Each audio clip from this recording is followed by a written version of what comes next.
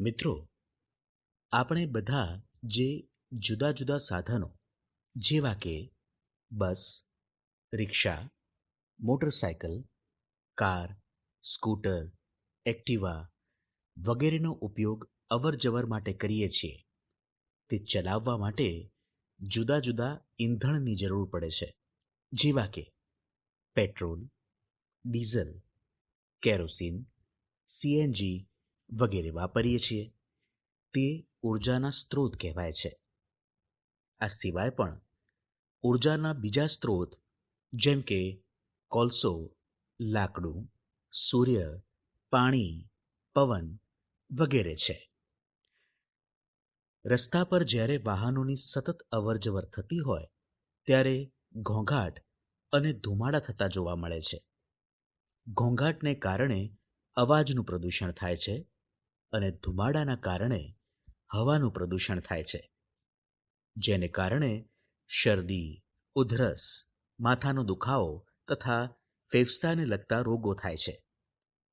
આપણે જ્યારે બસ કે ટ્રેનમાં મુસાફરી કરીએ ત્યારે તેની બારીમાંથી ઘણા બધા વાહનો જોવા મળે છે, જેવા કે બસ, રિક્ષા, સાયકલ, ટ્રેક્ટર, હાથલારી, પેડલ રિક્ષા, સ્કૂટર, ગાડી વગેરે. બસ, રિક્ષા, ટ્રેક્ટર, સ્કૂટર, ગાડી વગેરે પેટ્રોલ, ડીઝલ કે સીએનજીથી ચાલે છે.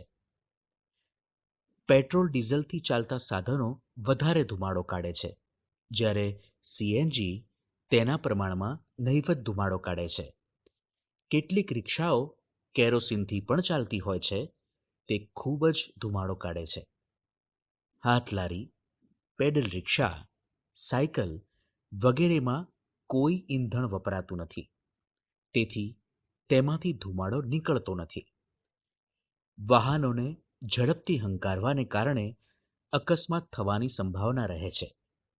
ઝડપથી જવા માટે લોકો સતત હોર્ન વગાડે છે, જેથી અવાજનું પ્રદૂષણ ફેલાય છે તથા ટ્રાફિક જામ અને અવ્યવસ્થા જેવી ઘણી બધી મુશ્કેલીઓનો સામનો કરવો પડે છે.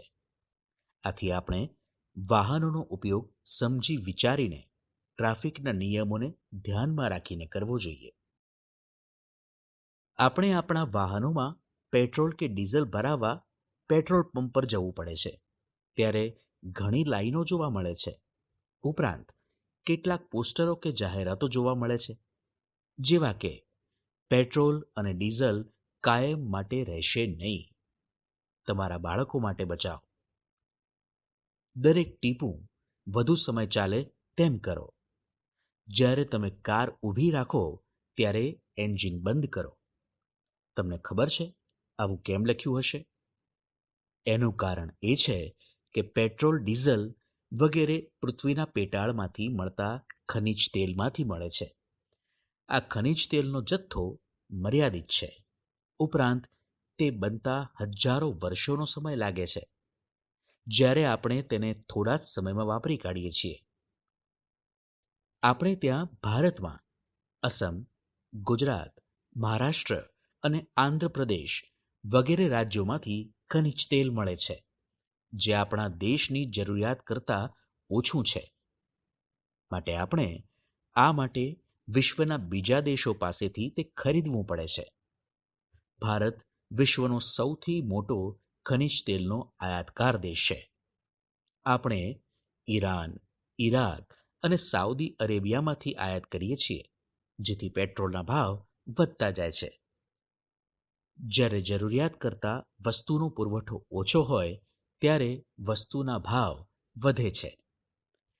દુનિયાના દેશો જેવા કે America, Iran, Iraq, Saudi Arabia, આરબ અમીરાત, કુવૈત, ચીન, રશિયા વગેરે દેશોમાં મોટા પ્રમાણમાં ખનિજ તેલનું ઉત્પાદન થાય છે.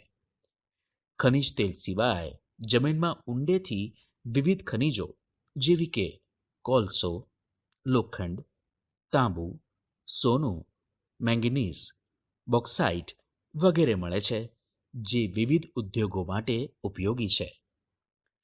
પેટ્રોલ અને ડીઝલનો આપણે વિવેકપૂર્વક ઉપયોગ કરવો જોઈએ, કારણ કે આ ખૂટી જાય તેવો શક્તિનો સ્ત્રોત છે. તે વપરાઈ ગયા પછી તેને ફરી બનતા હજારો વર્ષો લાગે છે. પૃથ્વીના પેટાળમાં કયા ખનિજ તેલ છે તે શોધવું સરળ નથી. બધી જગ્યાઓએથી તે મળતું પણ નથી. વૈજ્ઞાનિકો ખાસ ટેકનિક્સ અને યંત્રોની મદદથી તે શોધે છે. ખનિજ તેલ એક ગંધવાળું, જાડું અને ઘેરા કાળા રંગનું પ્રવાહી છે. તેને સાફ કરવા રિફાઇનરીમાં મોકલવામાં આવે છે. રિફાઇનરીમાં તેની પર પ્રક્રિયા કરીને તેમાંથી kerosene, diesel, petrol, engine oil અને ગેસોલિન એટલે કે વિમાન માટેનું ઈંધણ જુદું પાડવામાં આવે છે. બાકી રહેલ વેસ્ટમાંથી એલપીજી, વેક્સ, ડામર, ગ્રીસ વગેરે બને છે. તેનો વેસ્ટ પ્લાસ્ટિક અને પેઇન્ટ્સ બનાવવામાં પણ ઉપયોગ થાય છે. આપણા ભારતમાં ગુજરાતમાં કોયલી ખાતે ગુજરાત રિફાઇનરી, જામનગરમાં રિલાયન્સ દ્વારા જામનગર રિફાઇનરી, કેરળમાં Kochi refinery, Assam Digboi refinery, Andhra Pradesh Visakhapatnam refinery, Maharashtra Bombay high refinery વગેરે રિફાઇનરીઓ આવેલી છે, જેમાં ખનિજ તેલ શુદ્ધ કરવામાં આવે છે. આપણે ઉર્જા કે પાવર કે શક્તિનો ઉપયોગ ખાવા બનાવવા, કારખાનામાં પ્રકાશ માટે, ખેતી માટે તથા વાહન વ્યવહાર માટે કરીએ છીએ. સામાન્ય રીતે ઉર્જાના સંસાધનોને બે પ્રકારમાં વહેંચવામાં આવે છે. એક, નવીનીકરણીય ઉર્જા સ્ત્રોત, જેનો ઉપયોગ આપણે ગમે તેટલો કરીએ તે ખૂટી જતી નથી, જેમાં સૌર ઉર્જા, પવન ઉર્જા, જળ ઉર્જા વગેરેનો સમાવેશ થાય છે. સૂર્ય એ ઉર્જાનો મુખ્ય સ્ત્રોત છે. બે, અનવીનીકરણીય ઉર્જા સ્ત્રોત. આ સ્ત્રોતોમાં પેટ્રોલિયમ, કોલસો, કુદરતી ગેસ, યુરેનિયમનો સમાવેશ થાય છે. આ ઉર્જા સ્ત્રોતોનો ઉપયોગ વારંવાર કરી શકાતો નથી. તે ખૂબ મર્યાદિત પ્રમાણમાં છે. તેનો જથ્થો દિવસે ને દિવસે ઘટતો જાય છે, તેથી તેનો ભાવ વધતો જાય છે. દિલ્હીમાં 2009માં પેટ્રોલ ₹40.62, 2014માં ₹72.20 મળતું હતું. વાહનો વધવાને કારણે તેની માંગ દિવસે દિવસે વધતી જાય છે. તેના ઉપયોગથી વાયુ પ્રદૂષણ પણ થાય છે, જેથી શરદી, ઉધરસ, શ્વાસ જેવા ફેફસાને લગતા રોગો તથા માથાનો દુખાવો જેવા માનસિક રોગો થાય છે. તેનો ઉપયોગ વધવાને કારણે ગ્રીન હાઉસ ઇફેક્ટ એટલે કે તાપમાનમાં વધારો, એસિડ વર્ષા જેવા ખરાબ પરિણામો જોવા મળે છે. માટે આપણે આ સ્ત્રોતોનો ઉપયોગ નિયંત્રિત કરીને નવીનીકરણીય ઉર્જા સ્ત્રોત જેવા કે જળ ઉર્જા, પવન ઉર્જા, સૌર ઉર્જા, બાયોગેસ વગેરેનો ઉપયોગ વધારવો જોઈએ. નાના અથવા ઓછા અંતરની મુસાફરી માટે સાયકલ કે ચાલતા જવાનું રાખવું જોઈએ. બસ જેવા સામૂહિક સાધનોનો ઉપયોગ વધારવો જોઈએ. ટ્રાફિક સિગ્નલ કે રેલવે ક્રોસિંગ પર ઊભા રહેવાનું થાય ત્યારે વાહનના એન્જિનને બંધ રાખવું જોઈએ.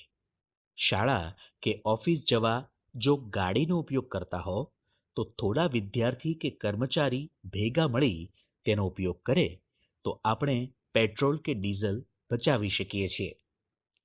ખોરાક રાંધતી વખતે દાળ, ચોખા, કઠોળ વગેરે પલાળી રાખવા જોઈએ. તે પછી તેને રાંધવાથી ગેસ ઓછો બળે છે. પહેલાંના સમયમાં લોકો રસોઈ કરવા માટે લાકડાથી બળતા ચૂલાનો ઉપયોગ કરતા હતા. આ માટે તે જંગલમાંથી સૂકા લાકડા વીણી લાવતા અથવા કાપી લાવતા. જો લાકડા લીલા કે ભીના હોય તો તેને બાળવામાં વાર લાગતી અને ધુમાડો ખૂબ થતો, જેથી ચૂલો ચલાવનાર વ્યક્તિને આંખોમાં બળતરા, ખાંસી, શ્વાસ જેવા રોગો થતા હતા.